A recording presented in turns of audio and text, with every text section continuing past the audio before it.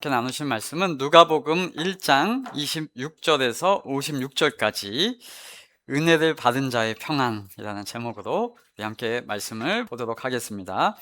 누가복음 1장 26절부터 천천히 같이 읽어보겠습니다. 여섯째 달에 시작. 여섯째 달에 천사 가브리엘이 하나님의 보내심을 받아 갈릴리 나사렛이란 동네에 가서 다윗의 자손 요셉이라 하는 사람과 약혼한 처녀에게 이르니 그 처녀의 이름은 마리아라. 그에게 들어가 이르되 은혜를 받은 자여 평안할지어다. 주께서 너와 함께 하시도다 하니 처녀가 그 말을 듣고 놀라 이런 인사가 어찌함인가 생각하매 천사가 이르되 마리아여 무서워하지 말라. 네가 하나님께 은혜를 입었느니라. 보라 네가 잉태하여 아들을 낳으리니 그 이름을 예수라 하라. 그는 큰 자가 되고 지극히 높으신 이의 아들이라 일컬어질 것이요 주 하나님께서 그 조상 다윗의 왕위를 그에게 주시리니 영원히 야곱의 집을 왕으로 다스리실 것이며 그 나라가 무궁하리라. 마리아가 천사에게 말하되 나는 남자를 알지 못하니 어찌 이 일이 있으리까? 천사가 대답하여 이르되 성령이 너에게 임하시고 지극히 높으신 이의 능력이 너를 덮으시리니 이러므로 나실 바 거룩한 이는 하나님의 아들이라 일컬어지리라. 보라 네 친족 엘리사벳도 늙어서 아들을 배었느니라. 본래 임신하지 못한다고 알려진 이가 이미 6달이 되었나니 대저 하나님의 모든 말씀은 능하지 못하심이 없느니라. 마리아가 이르되 주의 여종이오니 말씀대로 내게 이루어지이다 하매 천사가 떠나가니라. 이때에 마리아가 일어나 빨리 산골로 가서 유대 한 동네에 이르러 사가랴 집에 들어가 엘리사벳에게 문안하니 엘리사벳이 마리아가 문안함을 들음에 아이가 복중에서 뛰노는지라. 엘리사벳이 성령의 충만함을 받아 큰 소리로 불러 이르되 여자 중에 네가 복이 있으며 네 태중의 아이도 복이 있도다. 내 주의 어머니가 내게 나오니 이 어찌된 일인가? 보라 네 문안하는 소리가 내 귀에 들릴 때에 아이가 내 복중에서 기쁨으로 뛰놀았도다. 주께서 하신 말씀이 반드시 이루어지리라고 믿은 그 여자에게 복이 있도다. 마리아가 이르되 내 영혼이 주를 찬양하며 내 마음이 하나님 내 구주를 기뻐하였음은 그의 여종의 비천함을 돌보셨습니다. 보라 이제 후로는 만세의 날을 복이 있다 일컬으리로다. 능하신 이가 큰 일을 내게 행하셨으니 그 이름이 거룩하시며 긍휼하심이 두려워하는 자에게 대대로 이르는도다. 그의 팔로 힘을 보이사 마음의 생각이 교만한 자들을 흩으셨고 권세 있는 자를 그 위에 내리치셨으며 비천한 자를 높이셨고 줄이는 자를 좋은 것으로 배불리셨으며 부자는 빈손으로 보내셨도다. 그 종 이스라엘을 도우사 긍휼히 여기시고 기억하시되 우리 조상에게 말씀하신 것과 같이 아브라함과 그 자손에게 영원히 하시리로다 하니라. 마리아가 3달쯤 함께 있다가 집으로 돌아가니라. 아멘. 저와 여러분이 오늘 이렇게 길게 함께 읽은 말씀은 복음 중에 복음입니다. 왜냐하면 이 복음의 반응이 등장하는 구절이기 때문입니다. 더군다나 이 복음의 반응이 누구에게서 나타나냐 하면 여인들이, 아내들이 기뻐하는 노래가 오늘의 본문입니다. 네, 여인들이 편안한 그 가정은, 그 삶은 복되고 성공된 것이라고 저는 믿습니다. 지난번에는 하나님의 천사 가브리엘이 유대교 제사장, 거기다가 남성 유력자인 사가랴라는 사람에게 찾아가셨다면, 이제는 장면이 바뀌어서 유대 사회에서 귀하다고 인정받지 못하는, 오히려 천대받는 그런 여인들, 여성들, 마리아와 엘리사벳에게 하나님이 오늘 찾아오시는 장면이 등장한다는 것입니다. 성경에 이런 장면만 읽어보아도 성경은 가부장적이지 않음을 여실하게 보여주는 것입니다. 지금 우리 시대, 이 시대에는 많이 여성들의 인권이라든지 여성들을 귀하게 여기는 모습들이 많이 나타나지만 그 당시에 여인은 사회적으로 보면 인정해주지 않는 모습들이 너무나 많았죠. 그 나라까지 가지 않아도 우리나라만 생각해봐도 100년이 아니라 불과 몇십 년 전만 해도 여러분 여성의 인권이 어디 귀하게 존중받았습니까? 그리고요, 지금 이 시대에도 2026년을 살아가는 이 시대에도 중동의 어느 나라는 여전히 여성들을 천대하고 멸시하는 모습들 많이 나타나죠. 그런데 이 시대, 2000년도 더 된 이 시대에 하나님은, 그 하나님의 천사는 스스로 자신을 비천하다라고 말하는 그 여인에게 찾아간 것입니다. 요셉이라고 하는 남자와 약혼한 그 여인 마리아를 오늘 찾아갑니다. 성경의 말씀은 그 사회적, 종교적 틀을 깨고 찾아가는 것이죠. 마리아에게 뭐라고 이 천사가 말하냐면 28절입니다. 은혜를 받은 자여 평안할지어다. 주께서 너와 함께 하시도다 라고 말합니다. 내용을 한번 생각해 보세요. 은혜를 받은 자여 평안할지어다. 주께서 너와 함께 하시도다 라고 말합니다. 자, 여러분, 이 내용을 들어보면 무서운 내용이 있습니까? 없고요. 두렵게 하는 내용이 있습니까? 없습니다. 오히려 은혜를 말하고요, 평안을 말합니다.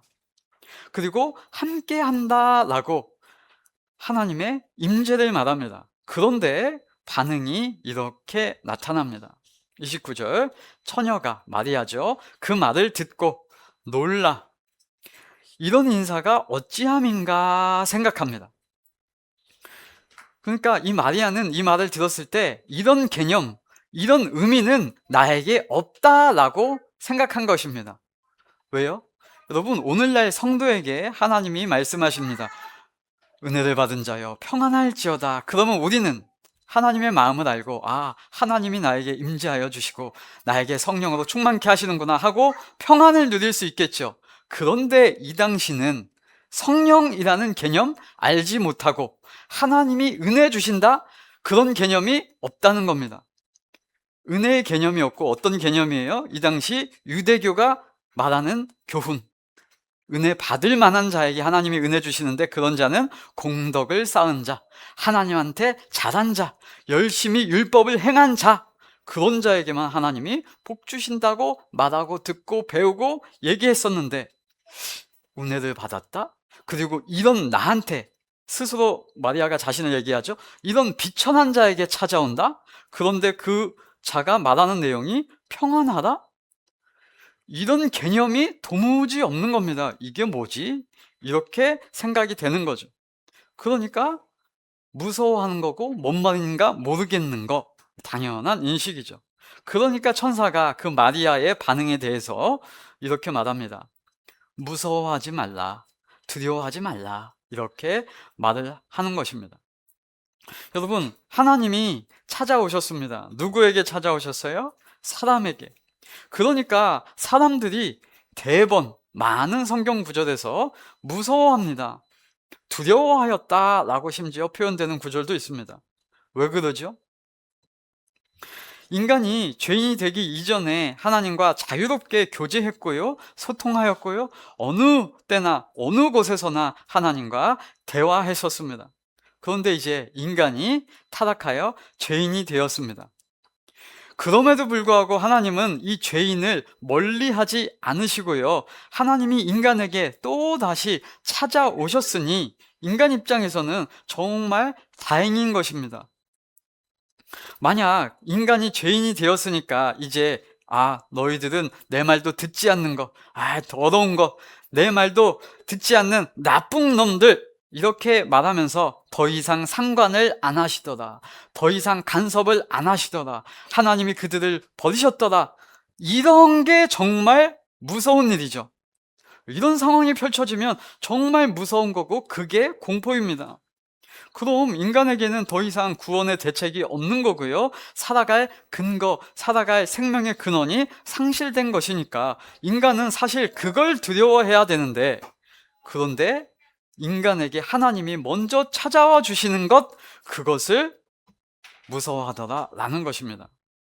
여러분, 하나님이 찾아오시는데 무서운 내용으로 찾아온 것이 아니에요.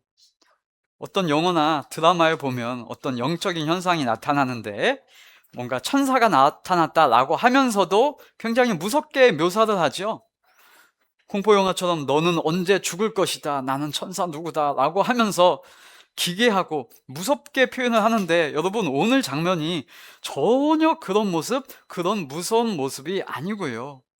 또 말하는 내용, 오셔서 얘기하는 내용이 너를 징계하리라, 너를 심판하리라, 너를 죽이리라 하는 그런 내용도 아니지요. 인간이 자신의 삶을 그저 살아가는데 불안할 때, 또 이런저런 어려움이 있을 때, 공고할 때, 비천할 때, 안 좋을 때 하나님은 그들에게 찾아오신다는 것입니다. 그러면 어떻게 해야 돼요?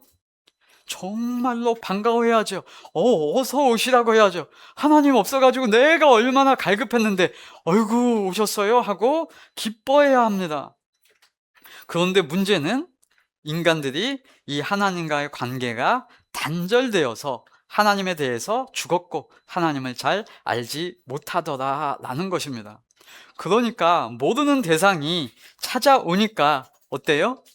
미지의 영역이 오니까 두렵죠. 두려운 것은 미지의 영역이기 때문에 두려운 것입니다. 알지 못하기 때문에 두려운 것입니다. 모르는 장소, 모르는 곳에 가면, 모르는 낯선 사람이 우리에게 말을 걸면 경계심이 드는 것 당연하기 때문이죠. 그 사람이 모르는데 어떤 마음을 갖고 어떤 해코지를 할지 어떻게 합니까? 예, 모르는 겁니다. 그러니까 이 두려움이 나타나는 거죠. 자, 그러면 이 두려움이 나타나는, 이 하나님이 인간에게 찾아올 때 두려움의 표현이 나타나는 시점이 있다는 것입니다. 그게 바로 언제일까요? 네, 인간이 범죄한 이후, 인간이 타락한 이후입니다. 자, 최초 인간이 범죄하였습니다. 이전에는 하나님과 그 동산에서 잘 대화하고 하나님이 불쑥 나타나셔도 놀라지 않고 평화를 누리는 그런 사이였는데, 범죄한 이후에 이 타락한 아담을, 하와를 하나님이 찾아오십니다. 그러니까 아담이 한 행동이 무엇입니까? 창세기 3장 10절에 이렇게 나옵니다. 이르되 내가 동산에서 하나님의 소리를 듣고 내가 벗었으므로 두려워하여 숨었나이다 라고 나옵니다. 네, 이때부터 인간이 하나님이 찾아오시면 다 두려워하였다 하고 나옵니다. 사사기에 삼손 아버지에게, 마노아에게 하나님이 찾아오십니다. 그러니까 마노아가 하는 말, 그의 아내에게 이르되 우리가 하나님을 보았으니 반드시 죽으리로다. 이 죽음의 공포가 나타난 거고요. 이후에 이사야에게도 하나님이 찾아오십니다. 그러니까 이렇게 말합니다. 그때에 내가 말하되 화로다 나여 망하게 되었도다. 나는 입술이 부정한 사람이요 나는 입술이 부정한 백성 중에 거주하면서 만군의 여호와이신 왕을 배웠음이로다 라고 말합니다. 또 지난주 사가랴에게 찾아오셨을 때에도 사가랴가 보고 놀라며 무서워하니 라고 얘기합니다.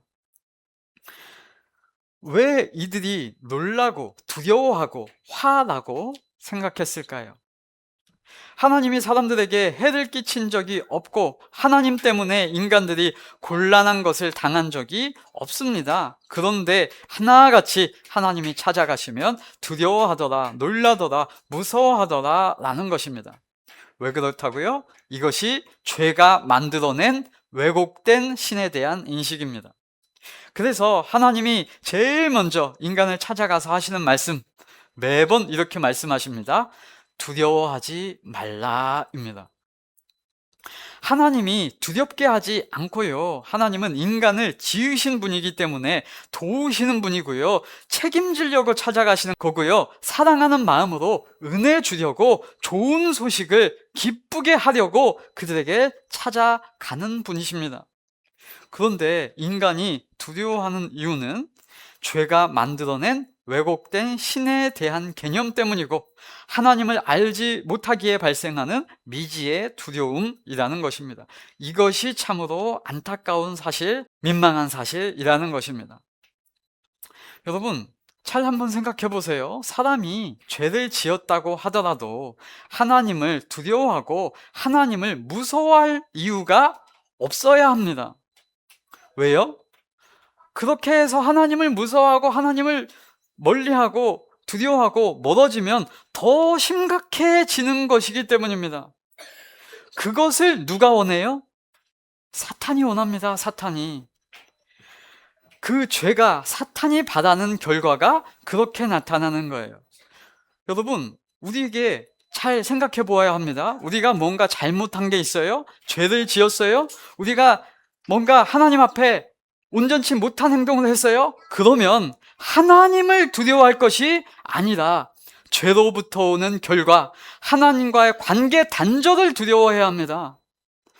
죄를 두려워해야죠. 죄의 파멸을 두려워해야 됩니다. 그래서 우리는 어떻게 해야 됩니까? 하나님을 두려워할 것이 아니라 오히려 하나님을 찾아 달려가야 합니다. 그래서 오히려 주님을 인간이 찾아가야 하고 주님을 만나야죠. 그래야 그 죄의 결과가 사라지고 고쳐지죠.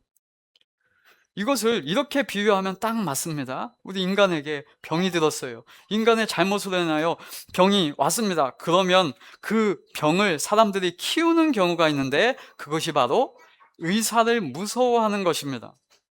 여러분, 의사는 두려워할 대상이 아니죠.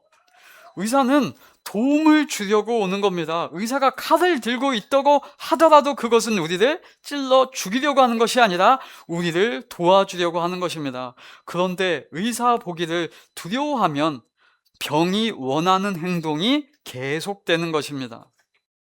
사람들이 종교적인 것에서도 신앙의 영역에서도 이렇게 말하는 경우가 있습니다. 어떤 분에게 제가 신앙생활을 하십시다. 그래서 말씀도 같이 이렇게 봅시다. 그렇게 말을 하면 그 사람이 어떻게 말을 하냐면 제가 죄가 많아서요 라고 말을 해요. 죄가 많으니까 교회에 가서 말씀 듣고 있을 수가 없다라고 그 사람은 생각하는 것이죠. 그래서 제가 뭐라고 말했을까요?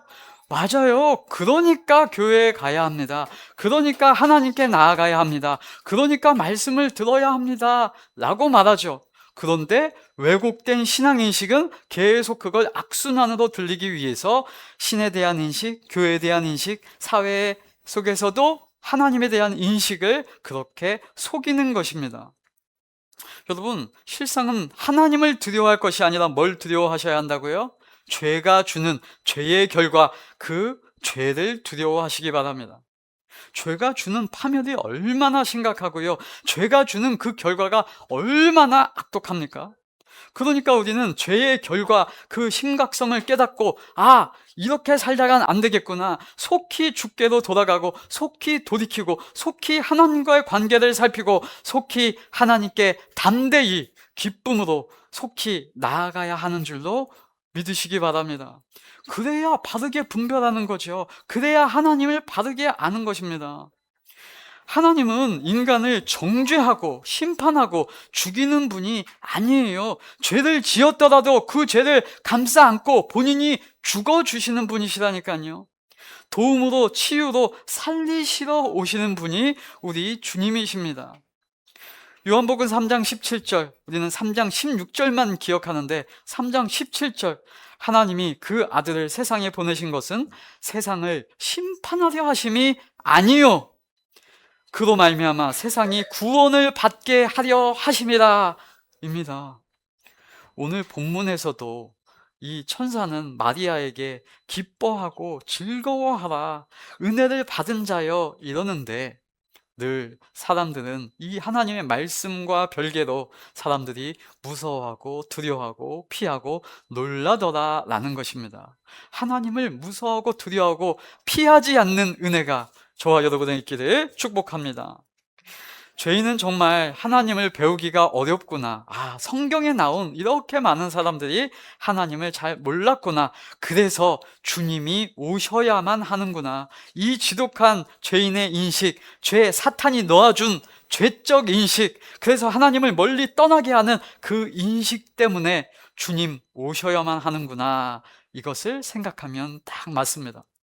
그래서 우리 주님 되시는 예수께서 오실 길을 이 천사가 오늘 복음을 이 마리아에게 먼저 선포해 줍니다. 31절이에요.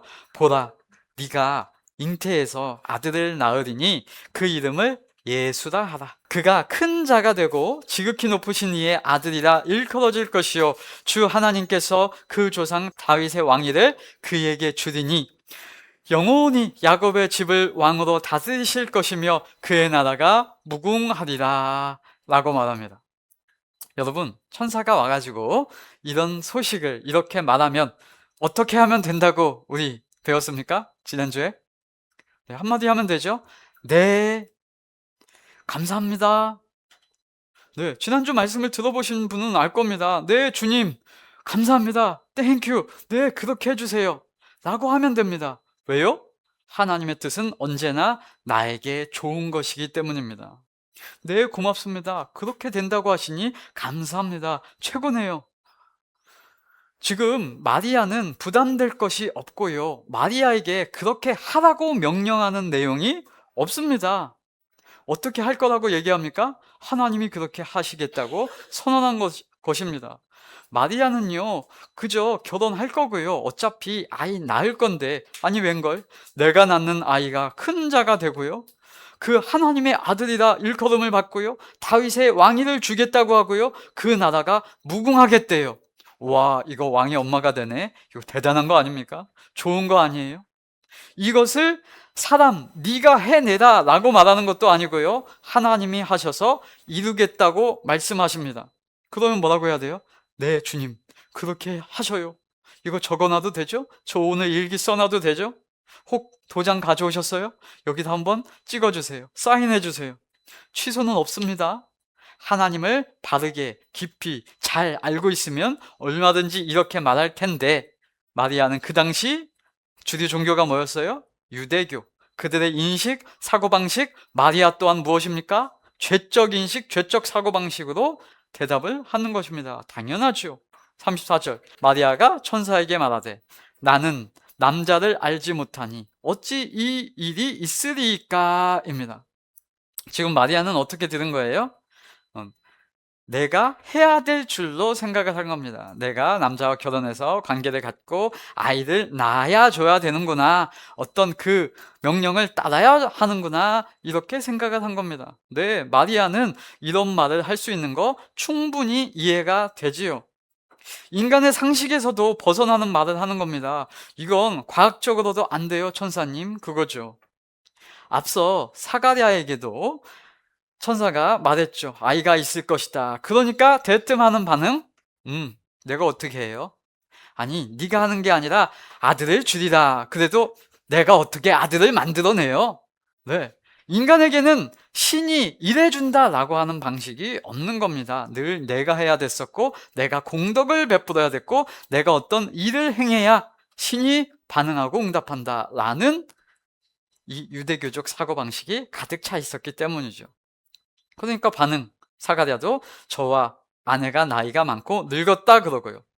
아브라함도 아내 사라도 비웃었죠. 이런 반응 너무나 익숙하고요. 인간적입니다.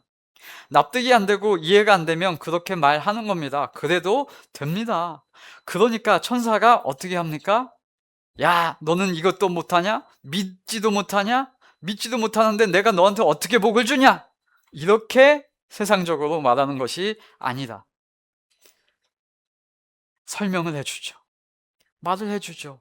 네, 하나님은 대화가 통하는 분이십니다. 천사가 말하는 겁니다. 야, 그거 네가 하는 게 아니고 하나님이 하실 거야 라고 말하는 겁니다. 그게 35절부터 나와요. 천사가 대답하여 이르되 성령이 너에게 임하시고 지극히 높으신 이의 능력이 너를 덮으시리니 이러므로 나실 바 거룩한 이는 하나님의 아들이라 일컬어지리라 입니다. 지금 마리아는 내가 못합니다 이 표현을 저는 남자다 알지 못합니다. 저는 아직 결혼 안 했습니다. 그래서 아기 낳을 수 없습니다. 저는 그렇게 생물학적으로, 물리적으로, 과학적으로 다 되지 않습니다 라고 말했더니 대답이 이거예요. 너가 하는 게 아니야. 사람의 힘으로 되는 거 아니야. 혈통으로 되는 거 아니야. 뭘로 할 거야?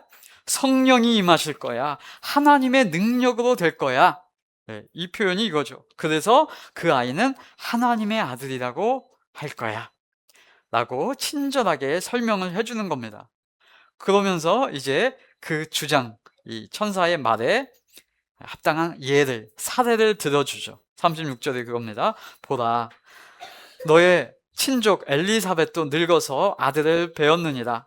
본래 임신하지 못한다고 알려진 이가 이미 6달이 되었나니 대저 하나님의 모든 말씀은 능하지 못하심이 없느니라 라고 얘기하여. 정말 친절하죠? 천사가 얘기하는 거예요. 너가 그렇게 생각하는 거, 이해하는 거 당연하다. 이해가 안 되는 거 당연하다. 그러니까 설명해 줄게. 인간으로는 안 돼. 아직 결혼도 안 했는데 당연하지. 그런데 봐봐. 하나님이 일하실 거야. 그런 경우가 어딨냐고? 네 친족, 너희 친척 중에 엘리사벳 알지? 그도 늙었었어. 내가 가서 얘기했었거든. 그도 임신 못한다고 하더라. 너도 알고 있었잖아. 그런데 그도 지금 아들을 가졌어. 봐봐. 배 만져봐봐. 6달이나 지금 아기가 생겨가지고 배가 불러있어. 확인해봐봐. 봐봐. 하나님은 능치 못할 일이 없다니까. 이렇게 얘기해 주는 것이죠. 하나님의 선포가 복음이 되는 것은 하나님의 선포는 하나님이 하실 일을 선언하는 것이기 때문에 복음입니다. 하나님의 일은 하나님이 하시는 거예요. 이 말이 뭐냐면 이 사람들에게 조건을 요구하는 게 없다는 것입니다. 하나님이 인간에게 일을 시키는 것이 아니라 하나님이 너를 통하여 일을 하시겠다. 그래서 그 영광을 너와 함께 하겠다라고 하는 것이기 때문에 복음이라는 것입니다. 그러니까 너에게 조건을 요구하는 게 없다라는 것입니다. 묻지도 따지지도 않는 것의 원조가 이 하나님이십니다. 인간의 자격 수준을 묻지 않아요. 하나님이 지금 이 마리아에게 찾아가서 야, 애 키울 수 있냐? 애는 좀 낳아봤냐? 애들 주면 좀 잘 키울 수 있겠냐? 야, 믿음은 좀 얼마나 있냐? 야, 내가 너를 좀 쓰라고 하는데 각오 좀 한번 들어보자. 고백 한번 해봐라. 열정을 좀 보여봐라. 묻지 않습니다. 면접, 테스트, 인터뷰 이런 거 없습니다. 여러분, 세상과 많이 다르죠? 세상에는 작은 것 하나 맡기려고 해도 뭔가 뽑으려고 해도 묻고 따지고 호구조사하고 사상 검증하고 그렇게 말을 하죠. 그런데 하나님은 그렇지 않으시더라라는 것입니다. 혹시 저와 여러분 가운데 하나님이 면접 보고 묻고 따져봐요. 성도 못할 사람 많습니다. 너무 감사한 것은 신학교에서 아주 하나님의 말씀처럼 잘 사람들을 뽑아주세요. 혹시 면접 보고 심층 면접 보고 여러 가지 고르고 뽑아서 목사를 선발한다고 했으면 저는 목사 못할 것 같아요. 하나님은 인간에게 찾아오시고 은혜 주셔서 약속하시고 선포하시며 이루어내시기까지 성취하시는 분, 그것이 하나님이십니다. 그래서 세상과 다른 유일하신 하나님, 하나님의 은혜의 역사라고 성경은 선언하는 것입니다. 그 영광을 우리에게 누리도록 하시고 영광을 동참케 하시겠다고 하는 것, 그것입니다. 그러니까 복음이고 그러니까 감사하죠. 이 사가랴와 엘리사벳 부부 또 마리아 부부에게 말한 대로 이루어졌습니다. 뒤에 이제 이루어지는 내용들이 나올 겁니다. 그래서 이제 사람들이 찾아가서 그들에게 물었다고 해보세요. 방송국에서 찾아가서 그들에게 방송 프로그램을 하면서 간증의 시간을 가졌다고 해보세요. 그러면 이 마리아가, 이 사가랴가, 엘리사벳이 뭐라고 말할까요? 한마디입니다. 천사가 말한 그대로 말해야죠. 네, 저는 은혜 받은 사람입니다. 모든 것은 하나님이 하셨습니다. 저는 생각지도 않았고요. 저는 그거 하려고 계획도 안 했고요. 그렇게 될 거 꿈도 꾸지 않았습니다. 저는 비전을 갖지도 않았고요. 저는 그냥 제 삶을 그냥 살아갔어요. 그런데 이런 비천한 상태인 저에게도 하나님이 찾아오셨고요. 은혜 주셨고요. 하나님이 약속해 주셨고요. 하나님이 이른 비와 늦은 비로 말씀해 주셨고요. 찾아와 주셨고요. 때에 따라 공급해 주셨고요. 모든 것 하나님이 인도해 주셔서 저는 그저 지금까지 왔어요. 모든 것 하나님의 은혜입니다 라고 하겠지요. 여러분, 이거는 하나님의 은혜를 아는 자, 하나님의 성도만이 할 수 있는 고백입니다. 이렇게 하나님이 만들어내서 계획해서 추진해서 이루셔서 인간에게 주셨다라고 하는 것입니다. 그러면 인간은 무엇 하면 됩니까? 받은 것을 기뻐하면 돼요. 은혜 주신 것을 누리면 돼요. 하나님이 주신 복락을 만끽하며 사는 것이요.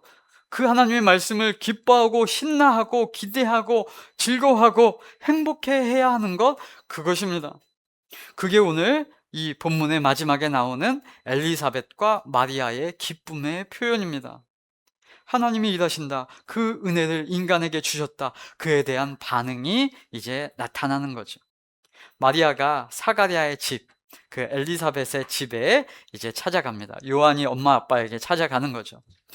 확인해보고 싶은 마음도 있었을 것입니다. 정말 내가 천사를 만난 게 맞는지, 천사가 그런 말을 했는데 진짜 뱃속에 아이를 가졌는지, 이게 진짜 기쁜 일인지 확인해 보고 싶은 거죠. 그러니까 이미 엘리사벳에게 마리아가 오고 있다는 그 기쁨까지도 엘리사벳에게 성령께서 임하여 주셔서 말씀해 주셔서 알고 있게 하셨고, 태중에 이 요한이도 마리아가 오는 것을 알고 뱃속에서 지금 발차기 하면서 기뻐했다고 말합니다.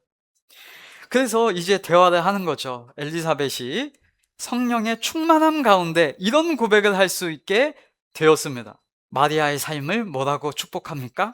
너의 삶 정말 복되다 라고 말합니다. 어떻게 그렇게 복된 삶이 되었는가? 마리아, 어떻게 그렇게 믿을 수 있게 되었나? 어떻게 그렇게 주님의 말씀을 신뢰할 수 있게 되었나? 라고 그 마리아의 삶을 축복해 주는 거예요.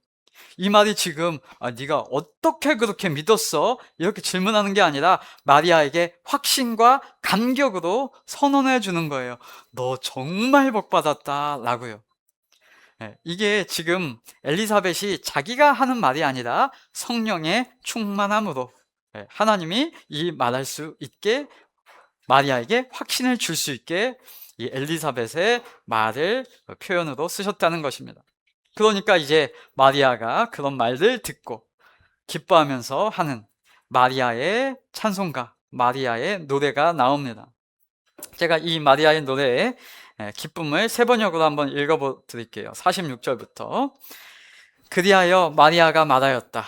내 영혼이 주님을 찬양하며 내 마음이 내 구주 하나님을 좋아함은 그가 이 여종의 비천함을 보살펴 주셨기 때문입니다. 이제부터는 모든 세대가 나를 행복하다 할 것입니다. 힘센 분이 나에게 큰 일을 하셨기 때문입니다. 그 이름은 거룩하고 그의 자비하심은 그를 두려워하는 사람들에게 대대로 있을 것입니다. 그는 그 팔로 권능을 행하시고 마음이 교만한 사람들을 흩으셨으니 제왕들을 왕좌에서 끌어내시고 비천한 사람을 높이셨습니다. 줄인 사람들을 좋은 것으로 배부르게 하시고 부한 사람들을 빈손으로 떠나 보내셨습니다. 그는 자비를 기억하셔서 자기의 종 이스라엘을 도우셨습니다. 우리 조상들에게 말씀하신 대로 그 자비는 아브라함과 그 자손에게 영원토록 있을 것입니다 라고 노래하고 기뻐했던 것입니다. 여러분, 마리아 찬가의 특징은 하나님이 하신 일의 선언입니다. 하나님이 이렇게 일하셨다, 이렇게 말씀하셨다, 이렇게 행하셨다. 이 표현들이 많은 부분이 과거형으로 표현되어 있습니다. 과거형. 마리아에게는 지금 아직 일어나지 않았는데 과거형으로 이렇게 표현하고 있는 그 이유는 하나님의 일하심은 지금 말씀하셨으면 이미 이루어졌다고 하는 표현이기 때문입니다. 하나님의 일하심은 과거, 현재, 미래를 구분할 필요가 없어요. 왜냐? 하나님은 영원토록 동행하시고 함께 하시고 진리를 말하고 있기 때문입니다. 하나님이 그때 이미 말씀하셨으면 이미 실현된 것임을 시점으로 나타내어서 확신과 분명함을 표현하는 성경의 표현 방법이지요. 그리고 이 찬가의 내용을 보면 앞으로 나타날 복음서와 이 사도행전 전반에 나타나는 내용들을 미리 예고하는 것처럼 나타내고 있습니다.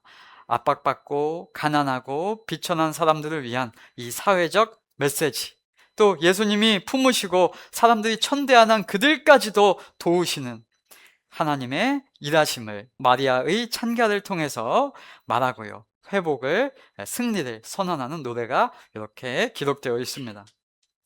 여러분, 마리아가 왜 이렇게 기뻐할까요? 왜 이렇게 기뻐할 수 있었을까요? 마리아가 왜 이렇게 복됨을 말할까요? 어떤 사람은 이렇게 얘기할 수 있습니다. 마리아는 그런 그릇이 되었습니다. 마리아의 믿음이 있었기 때문입니다. 마리아의 신앙이 있었기 때문에 그에게 찾아간 것입니다. 마리아가 신실했기 때문에 하나님은 그에게 은혜 주셨습니다. 마리아가 그렇게 하나님이 내 여종의 대로 하나님이 그렇게 이루어 주실 것입니다 하고 그렇게 신앙 고백을 했기 때문에 마리아에게 그렇게 은혜 주신 것입니다 라고 마리아를 얘기한단 말이야. 그러나 마리아는 그런 이야기를 하지 않습니다. 마리아의 찬가를 들어보십시오. 내가 어떻게 믿었냐면, 내가 어떻게 고백했냐면, 내가 어떻게 하나님의 은혜를 받아 땡겼냐면, 은혜 받는 방법 5가지를 노래하지 않더라는 것입니다. 마리아는 하는 것입니다. 뭘 얘기합니까? 복음을 들은 반응을 얘기합니다. 은혜를 받은 반응을 얘기합니다. 자신의 상태 말하는 거 한 가지죠. 저 비천합니다. 저 갖춘 거 없습니다. 그런데 주님이 나를 돌보셨고 나에게 복이 있게 하셨고 그가 큰 일을 행하셨고 약한 나를 도우셨고 은혜 주셨고 긍휼히 여기셨고 은혜를 베푸셨고 우리 조상에게 말씀하신 것 같이 그의 자손에게도 영원하리라 하셨어요. 한마디로 뭔 말이에요? 나는 그냥 난데, 나는 그냥 비천한데 그가 하셨어요. 하나님이 하셨어요. 이거죠. 그래서 은혜를 받은 것이고 그래서 복음이 되는 것입니다. 그래서 기뻐하는 것입니다. 여러분, 기뻐하지 않을 이유들을 한번 반대로 우리 얘기했었죠. 자, 기뻐하지 않으려면 이렇게 하는 겁니다. 은혜 받고 싶으세요? 은혜 아무나 주는 줄 아십니까? 은혜 받을 그릇이 되어야죠. 하나님이 아무리 은혜를 준다고 해도 네가 준비해야 되고 네가 받을 그릇이 돼야 되고 네가 충만해야 되고 네가 성령 충만을 받아내야 돼요. 여러분, 이건 복음이 아니에요. 여러분, 성령 충만을 받아내려고 노력한 기록이 어디 있습니까? 이 마리아가, 제자들이? 아니요, 하나님이 주시겠다 약속하셨고 하나님이 때가 되면 이르리라 약속하셨고 하나님이 부어주시는데 성령의 충만함을 받더라, 하나님의 은혜를 받았더라, 하나님의 은혜가 나타났더라 라고 성경은 얘기하는 것입니다. 그래서 나는 생각지도 못했어, 나는 준비하지도 못했어, 나는 계획하지도 못했어, 나는 꿈꾸지도 못했어. 그런데 와, 이런 일이 나에게? 여러분, 이게 대박이고 이게 복음이고 그래서 기뻐할 수 있는 근거가 나에게는 없었어. 그런데 하나님이 하셨어 라고 얘기하는 것입니다. 우리에게도 똑같죠? 내가 나를 준비해서 나에게 은혜가 온 것이 아니라 내가 하나님의 은혜를 사모하여서 그 은혜가 온 것이 아니라 은혜가 왔어, 내가 성도 되었어, 그러니까 회개가 되어지고 은혜를 사모하는 마음이 생겼어. 나는 그런 거 알지도 못했는데 하나님이 은혜를 주시고 내가 하나님의 말씀을 이해하고 나니까 와, 그게 좋은 거더라 라고 변화되어진 거죠. 여러분, 누가복음의 1장 초반부터 오늘 이제 3주째 읽어가셨는데 읽어가면서 느껴지시는 것이 있으시죠? 지금 성경은 계속 뭘 얘기합니까? 유대교? 유대교가 한 거 아니야. 어떤 사람은 출신 성분? 그런 유력자에게 찾아가는 것이 아니라 어떤 조건, 어떤 인간의 상태, 그런 걸로 된 것이 아니야. 인간의 상식, 너희들의 지식 수준, 그런 걸로 된 거 아니야. 생물학적인 거, 과학적인 거, 그런 걸로 행한 것이 아니야. 너희들의 지식 수준, 상태, 모든 것, 그것이 아니라, 인간에게서 난 것이 아니라 오직 뭘로 되는 거야? 성령께서, 하나님이 개입하셔서, 하나님이 역사하셔서, 하나님이 지금 일을 이끌어 가시고 계신 거야. 그래서 하나님의 일하심이야 라고 선언하고 있다는 것입니다. 그것을 알도록 지금 누가복음은 하나님의 일하심을 선언합니다. 그 하나님의 일하심을 저와 여러분은 알아가는 겁니다. 데오빌로 각하여. 이 하나님이 우리에게 이루어진 사실, 우리 중에 말씀하신 사실, 우리에게 나타나신 그 역사를 더욱 알아가고 그 기쁨의 소식, 복음을 우리는 선언하는 것입니다. 그래서 그렇게 복음의 내용대로 그대로 기뻐할 수 있는 자, 성도가 되게 하신 것입니다. 그 성도는 오늘 이 마리아와 같이 은혜를 받은 자, 그래서 하나님의 말씀을 받은 자, 그래서 그 말씀으로 평안을 가진 자라는 것입니다.